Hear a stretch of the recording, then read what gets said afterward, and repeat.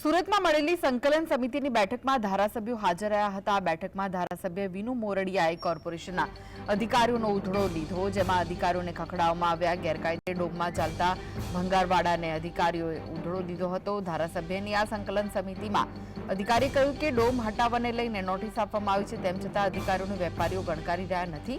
ધારાસભ્ય મોરડિયા અધિકારીના જવાબથી અસંતુષ્ટ થયા હતા। વિનુ મોરડિયાએ કતારગામ વિસ્તારમાં ગેરકાયદે ડોમમાં ચાલતા ભંગારવાડાના ન્યુસન્સ અને સુરક્ષા ગાર્ડોની હાજરી અંગે પણ ઉગ્ર રજૂઆત કરી। ધારાસભ્યનું કહેવું છે કે રહેણાંક મિલકતોમાં ડિમોલિશન કે સીલ કરતા નોટિસ આપવામાં આવતી નથી અને આ વિવાદે જોર પકડ્યો છે। સંકલન બેઠકમાં માત્ર 3 ધારાસભ્યો પૂર્ણેશ મોદી, વિનુ મોરડિયા અને મનુ પટેલ હાજર રહ્યા હતા।